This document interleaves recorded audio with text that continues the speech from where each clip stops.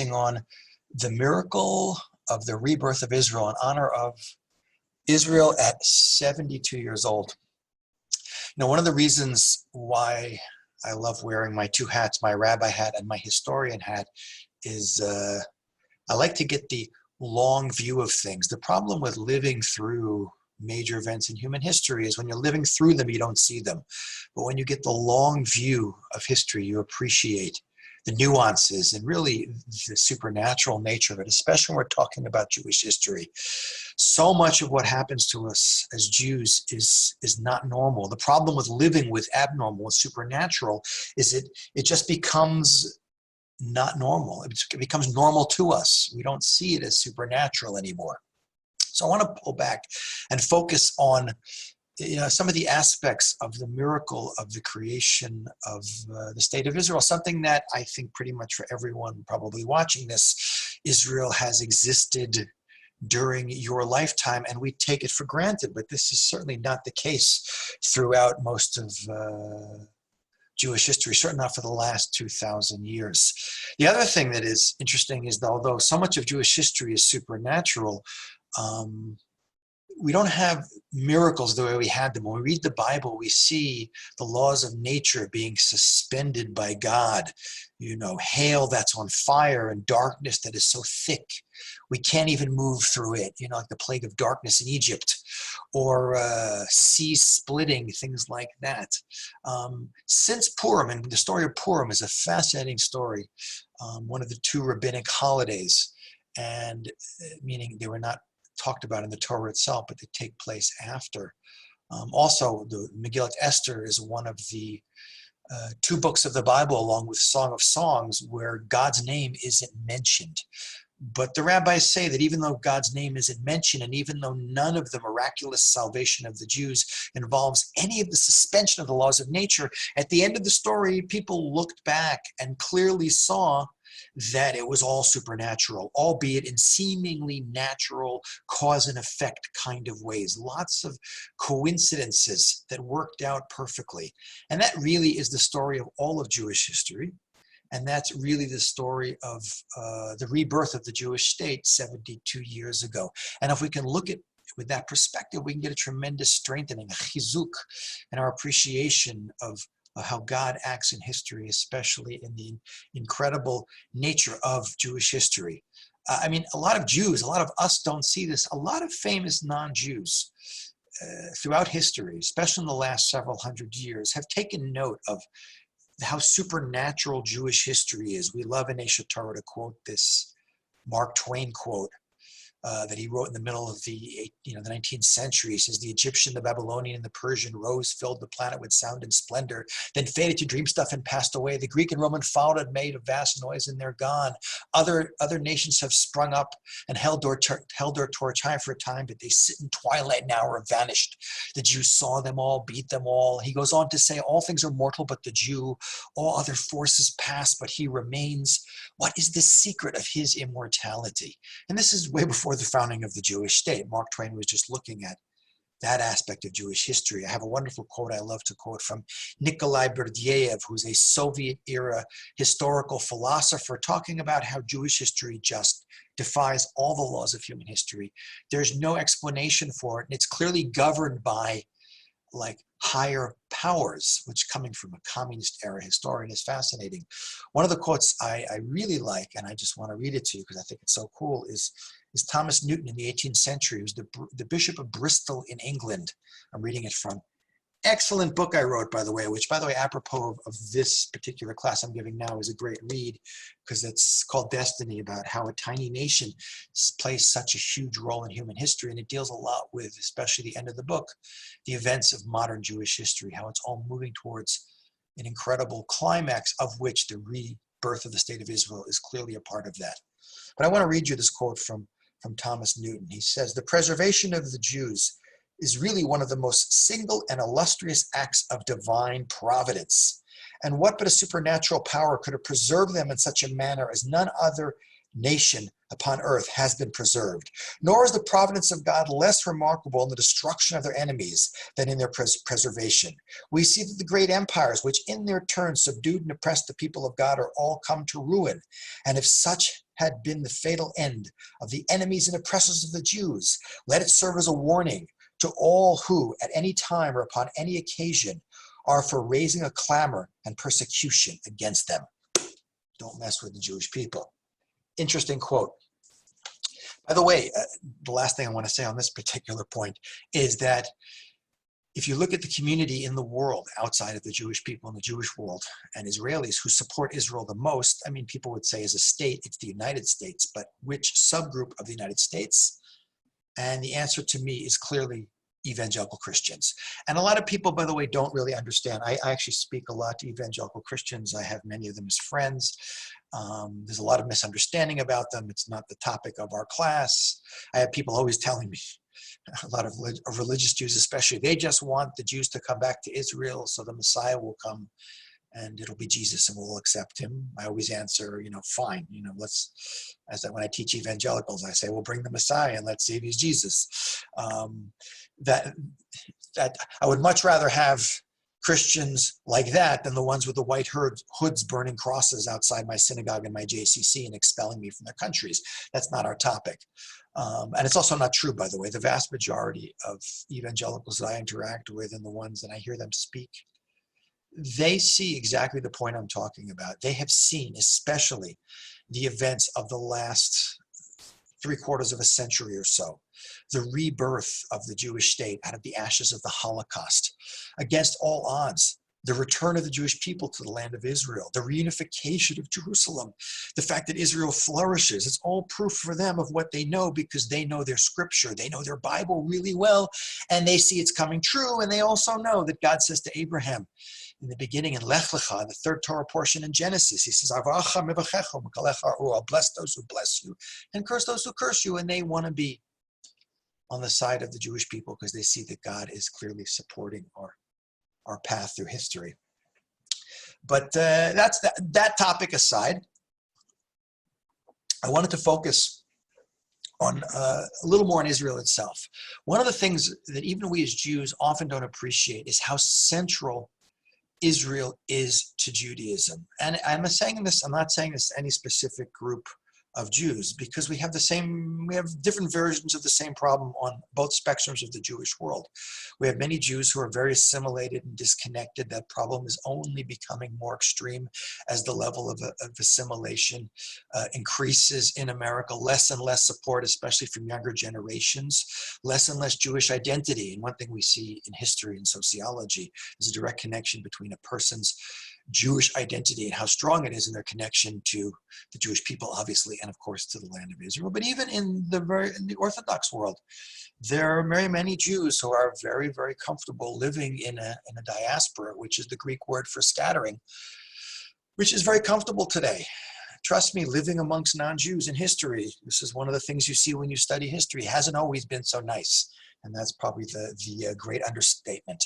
But if we look back objectively at what Judaism is, people like to often say Judaism is God, Torah, and the land of Israel. And the land of Israel plays an absolutely critical role.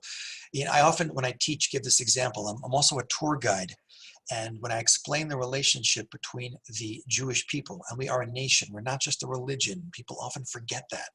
Because we have been scattered around the world for so long, and because for so much of our history, for the last 2,000 years, Jews have had very different histories, living in Spain versus living in Eastern Europe versus living in America versus living in Australia and South Africa. And because for so much of our history, we haven't had Hebrew as a spoken language, and so many things have separated us culturally, but we've always been a Jewish people. We often forgot that a central part of who we are is that we are a nation. We do have a land, we have a language, we have a history. True, the further back we go in history, the more of those things we have in common, language, and history, but they're there. We are a nation. We're not just a religion, the Jewish people. And Israel is a central feature. Every nation's national homeland is a central part of their identity, arguably the most important part. But for the Jewish people, it has a different component. And the way I explain it is that, I learned this the hard way when I've been traveling around the world for years doing talks, and I used to bring even projectors. I bring my computer. Now I don't bring my projector anymore, but I learned the hard way that every country in the world has a different voltage and a different wall outlet. Anyone been to South Africa? It's a very different outlet from the one in the United States or from England. If you don't have the right adapter and the right voltage, your appliance, it's going to blow up. It's not going to work correctly. The way I explain it is we, the Jewish people, we're a very special appliance. And the land of Israel is the only outlet that allows us to plug in and operate at peak efficiency, which means that Israel is not just a destination, it's the destiny of the Jewish people. It's the power supply. It's the place the Jewish people have to be, because we're not just like any other nation. We're a nation that's supposed to be a light to nations, and to light the light, you got to have the outlet, and the only outlet is the land of Israel. And we know, anyone who knows anything about Judaism knows that a tremendous percentage of those commandments are directly related to being in the land of Israel. And many rabbis throughout history have made very strong statements. Maimonides, the great medieval Jewish scholar who died in 1204, that he doesn't list living in the land of Israel as one of the 613 commandments, but in my mind, it's only because it was a no-brainer, because it was so fundamental. To mention it would be almost insulting, because the same Maimonides says it's better to live in Israel, in a city full of non-Jews, than live outside the land of Israel in a city full of Jews. Or one who lives outside the land of Israel, it's as if he has no God. And that's coming from a guy who, except for a few years of his life, did not live in Israel, was only buried there, and he lived for a few years during his life. So the land of Israel is absolutely fundamental, and a very important lesson we should focus on when we are in Israel's Independence Day, whether you're in the land of Israel, in which case you're in a better place in many ways, or living in diaspora, even in a very comfortable diaspora, is that one way or another, we're going to end up back in the land of Israel, because we have a mission that is fundamental to human history and the destiny of mankind. The only place we can accomplish our mission is going to be in the land of Israel. I always say I'm not a prophet. If I was, I'd be working in the stock exchange. But we're all going to have to come back here. And this is my Zionist pitch, my Aliyah pitch in the middle of the class. I always say, even if you're not ready to move to Israel, get real estate now.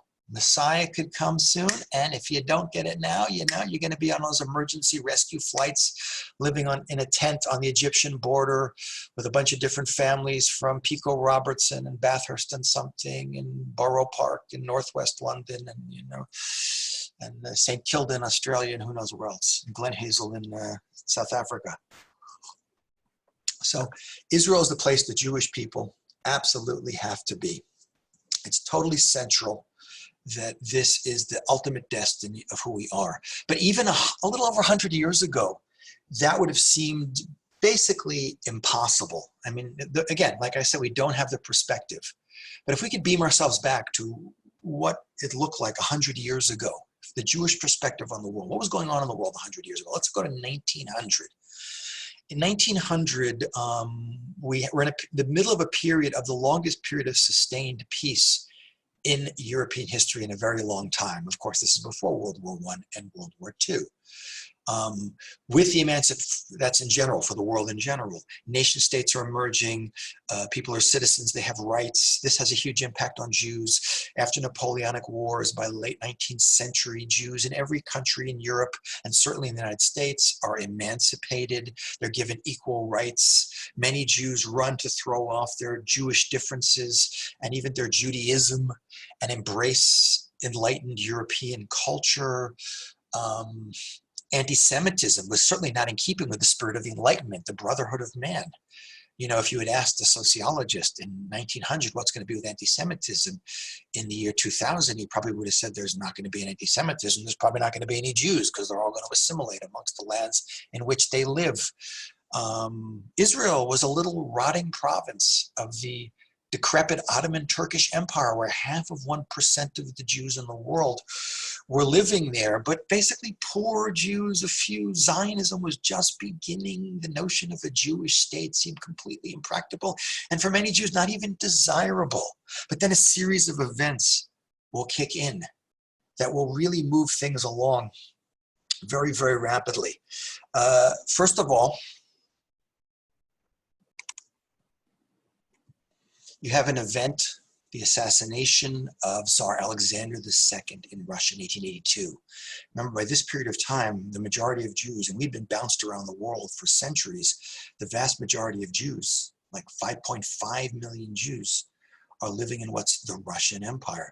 The assassination of Alexander II will lead to an incredible explosion of anti-Jewish violence, of pogroms, of hundreds of them in the first 6 months after his death, because Jews were blamed for his assassinations, were blamed for so many things in human history. This will be the event that will launch Zionism. Interestingly enough, Zionism will basically, and this is not a class on it, you're welcome to go online to my classes on my website, kenspiro.com. I have a class on it. I wrote it in my book, Crash Course in Jewish History.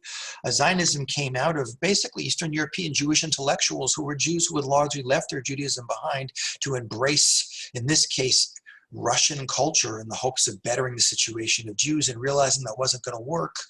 Many of them decided to move to Jewish nationalism, believing that we had tried everything else. We tried being different. We tried being the same. No matter what we do, they seem to hate us. In every country we live in, everyone else now seems to have a country by this point. Even the Germans and the Italians in the late 19th century get their act together enough to finally create unified countries.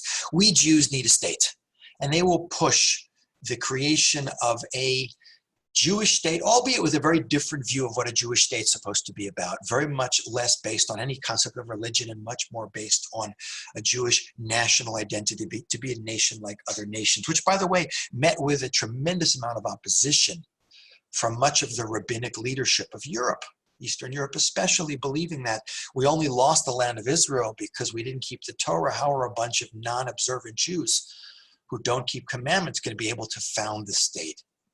There were, by the way, a few people who had, I think, a bit of a wider perspective on this, seeing religious rabbinic leadership.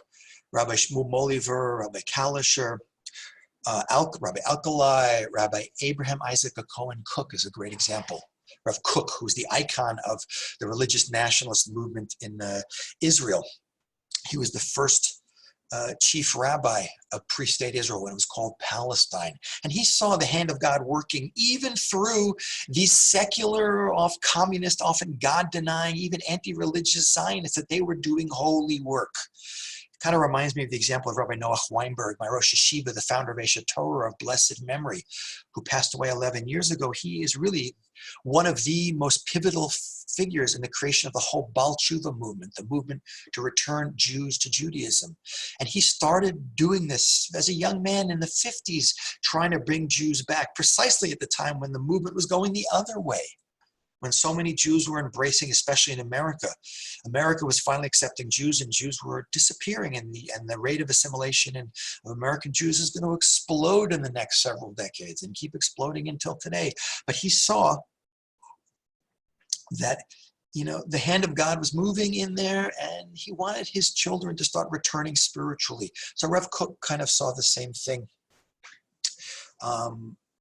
in a national level, that these non-religious Jews in their own way were actually really doing God's work and trying to put into play something that was the will of God. And as religious Jews, and as any Jews, we believe it's a fundamental belief in Judaism that everything that happens is, at some level, God controls the world. And he saw God's hand in this seemingly non-spiritual, non-religious movement. So with the end of the 19th century, we have the birth of Zionism, albeit often led by people who, most of the secular Zionist leadership were people who actually, while not being observant, had somewhat of a background, often came from religious families. But you take a guy like Theodor Herzl, who is the driving force behind the creation of a Jewish state. If any human being can take credit for that, it would be Herzl. And unlike Eastern European Zionists, he was a Hungarian Jew who was raised in Vienna and was totally into Western culture. And Herzl is a guy who really came from very little Jewish background, but nonetheless was a tremendous vision and drive. And he almost single-handedly, at the expense of his relationship with his wife and his family, his fortune and his health, he literally killed himself for the cause. Basically pushing through the first Zionist conference, writing the book, The Jewish State, 1896, 1897. He died in 1904, bankrupt, with a wrecked marriage, having died of a heart condition. But even Herzl writes, it's a beautiful quote coming from someone who is so disconnected Jewishly. He writes, maybe one day when a Jewish state will will have come into existence. All this will appear trivial and self-evident. Maybe a just historian will find it was, after all, no mean achievement for a Jewish journalist without resources to turn a rag into a flag and a downtrodden rabble into a people rallying erect around that flag. And it's an incredibly prescient worldview that from nothing, literally, the process of starting to buy land during the Ottoman Turkish period, settlement, and the land of Israel is nothing like it was today. It was a desert wasteland, periodic waves of typhus and dysentery and famine. World War I hits. It's an incredibly difficult place to be living in for many, many, many decades. But nonetheless, this Zionism is an unstoppable force. People really leaving their comfortable existence in Europe behind often and deciding that the future of the Jewish people lies in the Jewish state in Israel. And then, of course, what happens, the pivotal event will be the Holocaust. And we know in 1917, the British, largely for their own political interests and to probably get Jewish support for the war effort when they're fighting the Turks in World War I. Remember, the Turks are occupying what was then Palestine, issued the Balfour Declaration. Arthur Balfour, then foreign minister, sends a telegram to Lord Rothschild, who's the most preeminent Jew in England at the time, saying His Majesty's government looks with favor upon the establishment in Palestine of a national homeland for the Jews. And literally, a month later, the Turks will surrender Jerusalem to the British. But sadly, we know the British, even though they will a few years later with the end of World War I be in a position to now implement their promises to the Jewish people, will largely backpedal on those promises through a series of documents called the White Papers, lopping off 75% of the territory and creating a country called Transjordan, which is today Jordan, and banning Jews from living there, limiting Jewish immigration. 1939, on the eve of the Holocaust, when all the doors were slamming shut to the Jews, soon to be trapped in Hitler's Europe, they can't even get into the land of Israel, which will trigger Aliyah Bet, the attempt by this early Zionist movement to run Jews through the British blockade. The British considered it illegal Aliyah and get them into the land of Israel. And then Hitler comes to power, the Holocaust hits, and it's devastating. And even the rabbinic leadership of Europe never saw it coming. Rev. Kook wrote in the 1930s, he begged rabbis in Europe to send Jews to the land of Israel, build the country with a spiritual infrastructure. Don't just let the secular Zionists do it, but let's put some soul into the body over there. And most of them ignored him. And then largely so many of these rabbis and Jews and Jewish communities and so many religious Jews and so many Jews in general were trapped in Europe and slaughtered in the Holocaust in what is the greatest tragedy, one of the greatest tragedies in Jewish history, and certainly the greatest tragedy in modern Jewish history. But I, as a historian, believe that every cloud in Jewish history certainly has a silver lining. And if you could say there's any silver lining to the Holocaust, it's the birth of a Jewish state. I personally believe it may have taken 6 million Jews dying for the world to feel sorry enough for the Jewish people to vote. November 29th, 1947, in Flushing Meadow in Queens. This is the early United Nations vote 33-13 with 10 abstentions to let a Jewish state be formed, to partition Palestine into Jewish and Arab states with Jerusalem as an internationalized city. So clearly that is the silver lining in that story. And we know that didn't come easy. Like I said, after Purim, nothing happened supernaturally. God didn't snap his fingers and the state of Israel is born. As soon as David Ben-Gurion declares a state, 5 Arab armies declare war and invade. Now, the Hanukkah story, which is viewed as a miracle, was a very long war with the Greeks that took off and on 25 years with many thousands of Jews and most of the Maccabees, the heroes of the story, either dying in battle or being murdered. The creation of the Jewish state was a very long, bloody process. Israel's longest war, we talked about this in the last class, was a 9-month war starting on May 15th, 1948, where 1% of the population of Israel, 6 out of about 6,000 out of 600,000 or so Jews will die in that war. And as I mentioned in the previous class we did for Memorial Day, Israel has had every decade an incredible struggle not just against enemies, the inability of the Arab world, or only very grudgingly and relatively recently being able to make a peace, albeit a cold peace with Israel, but constant warfare and terrorism and economic blockades at a terrible cost. The day before Independence Day is Memorial Day, Yom HaZikaron, and 24,000 Israelis have died fighting for the state of Israel since 1948. And as I mentioned in the last class, to get proportionally, because Israel's a country the size of New Jersey, to get proportionally the number, what that means, we're talking about, you have to multiply by 50, which means that's the equivalent of 1.2 million Americans dying in wars, proportion to the population. By the way, 1.2 million Americans is almost twice as many Americans have died in all the wars the United States has fought from World War I to the present. World War I, World War II, Korea, Vietnam, Iraq, Afghanistan. So Israel paid a tremendous price for that.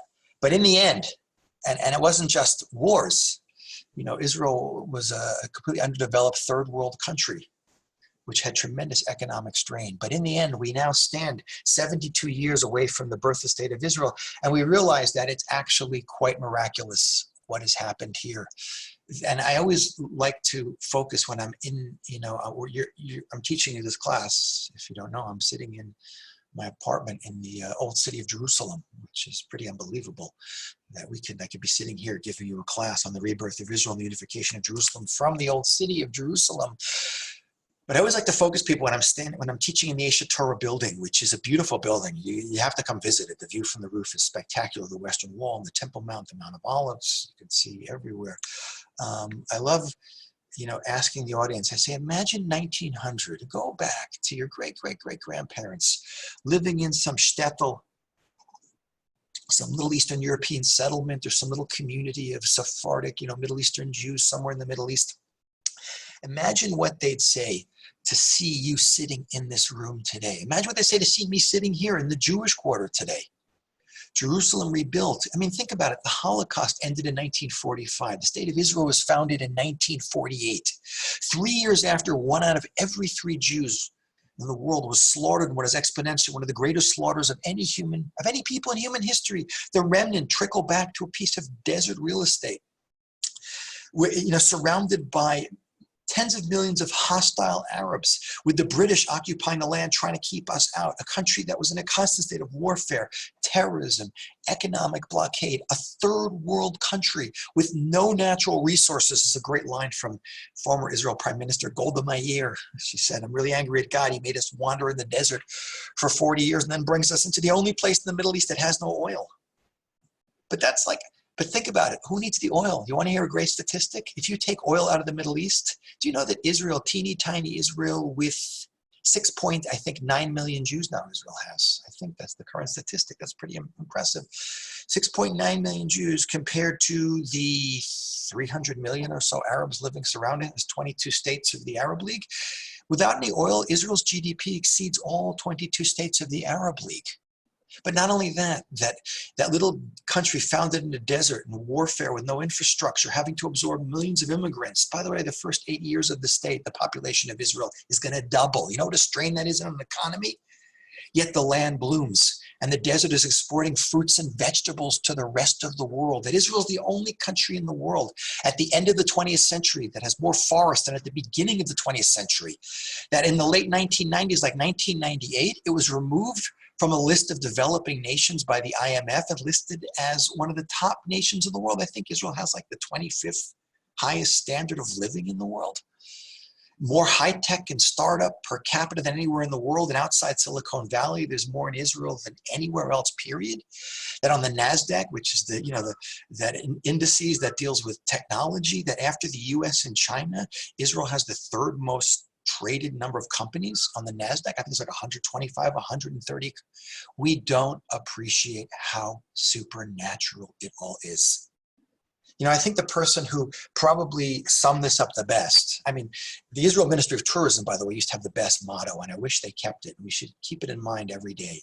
They used to call, now they've changed it, Israel, country with great beaches and tourism and whatever, but it used to be Israel, the miracle on the Mediterranean, and it really is. But I think the person who summed up this class the best is David Ben-Gurion, who's the first prime minister of Israel. His real name was David Green from Plonsk, Poland, a man who was not religious, but a man who had thousands of books in his personal library.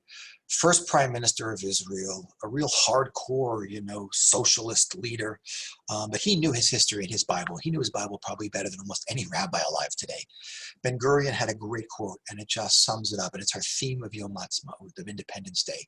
He said, to be a realist as a Jew, you have to believe in miracles. And despite the fact that Israel has challenges and struggles, and there's all kinds of problems and strife and infighting and external threats, and you name it, we have to always stand back and get that big picture and recognize that it is truly, truly miraculous, the Jewish state. And I wanted to end with, I think there's no better way of ending, one of my favorite things I've ever seen is a speech given by Ezer Weitzman. Ezer Weitzman was the founder of the Israeli Air Force in the War of Independence. He was also he's no longer with us, he was a president of Israel. And in January 16th, 1996, he gave a speech. This is great. I would have given anything to be the fly on the wall of this speech, to both houses of parliament of Germany. Unbelievable. This is after reunification of Germany, after the Berlin Wall came back down. I want to just read you a bit of the speech because I think it's such an uplifting way to talk about the whole experience. I'm not going to read you the whole speech, but I love it. He says, "It was fate that delivered me and my contemporaries into the great era when the Jews returned and reestablished their homeland. I am no longer a wandering Jew who emigrated from country to country, from exile to exile. But all Jews in every generation must regard themselves as if they had been there in previous generations, places, and events. Therefore, I am still a wandering Jew. But not along the far-flung paths of the world. Now I migrate through the expanses of time, from generation to generation, down the paths of memory. I was a slave in Egypt. I received the Torah at Mount Sinai. Together with Joshua and Elijah, I crossed the Jordan River. I entered Jerusalem with David and was exiled from it with Zedekiah, and I did not forget it by the rivers of Babylon. When the Lord returned the captives of Zion, I dreamed among the builders of the ramparts. I fought the Romans and was banished from Spain. I was bound to the stake in Mainz. I studied Torah in Yemen and lost my family in Kishinev. I was incinerated in Treblinka, rebelled in Warsaw, and emigrated to the land of Israel, the country from where I have been exiled and where I have been from, and from where I come and to which I return. I am a wandering Jew who follows in the footsteps of my forebears, and just as I have escorted them there and then, so do my forebears accompany me and stand with me here today. I am a wandering Jew with a cloak of memory around my shoulders and a staff of hope in my hand. I stand at this great crossroads in time at the end of the 20th century. I know whence I have come, and with hope and apprehension, I attempt to find out where I am heading. We are a people of memory and prayer. We are a people of words and hope. We have neither established empires nor built castles and palaces. We have only placed words on top of each other. We have fashioned ideas, we have built memorials. We have dreamed towers of yearning, of Jerusalem rebuilt, of Jerusalem united, of a peace that will be swiftly and speedily established in our days. Amen." And I just hope that as Israel reaches 72, we can appreciate the miracle, appreciate the destiny, what it means to be Jewish, recognize how intrinsic the land of Israel and the return of the Jewish people are to the land of Israel, recognizing that 100 years ago, 0.5% of the Jews in the world were living in the land of Israel. Today, more than 45% of the Jews in the world live in Israel. The world's population since 1900 has gone up about 340%. The Jewish population of the land of Israel has gone up more than 1,100%. There are more Jews living here than at any time in Jewish history, and God willing, within a few years, for the first time since the destruction of the first temple, we will not only have the majority of Jews back in the land of Israel, but hopefully all the Jews back in the land of Israel will be able to create a unique nation that is not like any other nation, but that's a light to nations. And then we'll not only have peace for the Jewish people and the Jewish state, but we'll have peace for the entire world. Happy Independence Day. Thank you for joining us on Aish.com live. Please follow us on Facebook if you want to keep up to date on all the classes that will be online. Yom Ha'atzmaut Sameach.